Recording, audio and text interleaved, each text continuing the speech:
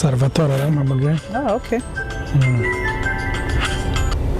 Allô?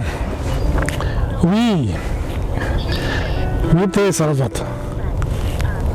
Aya ni sawa. Twagiye kota akazubasha na madamu. Oya asha na hano heza ntiworaba. Sha urubanza waratokesheje kweli. Bari rumeze neza vrema. Bajya abantu nyene batamba nyene bavuza. Bajeme vrema biraboneka ko bavyiteguriye. C'était hyper. Hano kuri. Barabona ko abantu bose bagomba batwenga batumire ngene bari baryohewe. Sha hano kuri antukufise n'uburambe bwa bintu byo gutegura. Oya vyari bimeze neza. Okay. Ucu ndapera. Sawa. Oya nanje ni bon. Oya mfise umwanya wose. Sawa. Yego. Ariko gacuti. Ora papa ntubambwe kuri ubanze rwakubihiye. None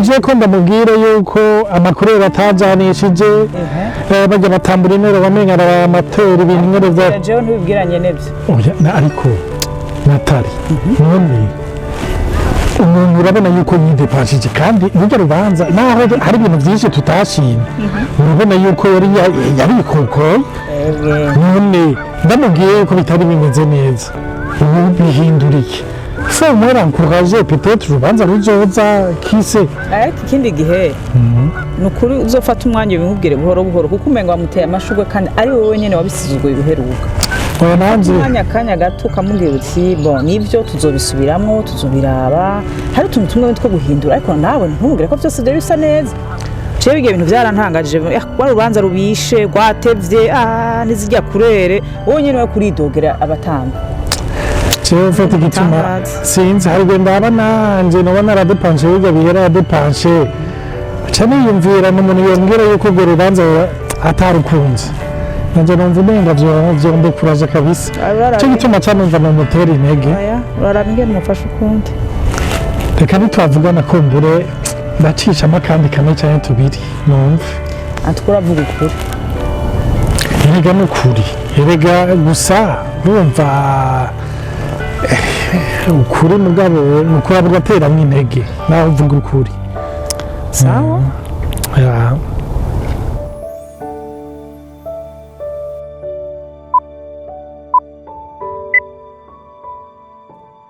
mwaramutse abandi nabo mwiriwe nizere ko meze neza mwiherereye hose kaze muri baho nizere yuko aka gakino hariyo icigwa mwagakuyemo cyane muza kugakuramwo ni Olivier ni Nathalie kaze hama imana ibahezagire abatwandikira abahora bapartage ama video nukuri turaronka abapere abantu batandukanye abatwandikira batubwira yuko biriko birabafasha biriko birapermeta kwitahura uyu munsi rero twavuze cyane twakinye ku Musange ico mwomenya ku Musange kandi nico ndi z'ukuri iyo nakinye ibindi banabikinye ndo Musange n'abantu batinya kubabaza abandi nico gituma rero usanga ivyaha bakunda kugwamwo canke piège canke imitego bagwamwo nuko usanga bakunda kuvuga amajambo meza kuryohera abantu ugasanga bariko barexagera ibintu babirengeje urugero urumva canke kugira umuntu amubwira ati ibintu byagenze neza aguma atinya yuko yobabaza umuntu kenshi iyo uriko uranamwumviriza udasanzwe urumusanga urashobora kwibaza uyu muntu ararenza urugero canke aranabesha ibintu je siko nabibonye cyane yuko vy'ukuri iyo bishitse agashira ahabona ivyimviro vyiwe umenga ntibiba bisa n'ivyo yagaragaje yashize ku mugaragaro rero nivyo uramufasha nkuko twabibonye mu kajya gakino kuvuga ukuri ariko nawe nivyo arakwigisha kutababaza ni ikintu gikomeye cyane kame agufasha mu gukora.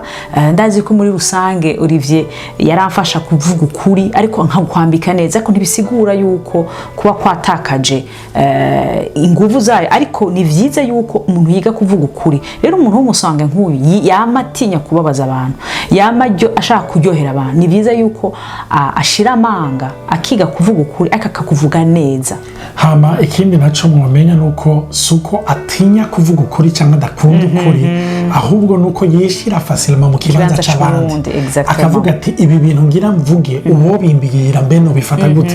Ni naco gituma ucu usanga ari abantu rimwe na rimwe bavuga neza, urumva. Hama rero nk'aka karero twatanze kwa Salvatore, ariyumvira ati ndamubwire yuko bitari bimeze neza, bitari bien coordonné, bitakurikije amasaha, abacuri nimba canke icurikire. Rero hinge ndeke ndamubwire neza ko byanabaye, ko abantu baryohewe, ariko ugasanga ntamufashije. Ni naco gituma rero rimwe na rimwe utaragendererwa n'Imana ngo Imana ishobore kuguhingura. Nico gituma turavye muri Bibiliya Petero yari umusanga.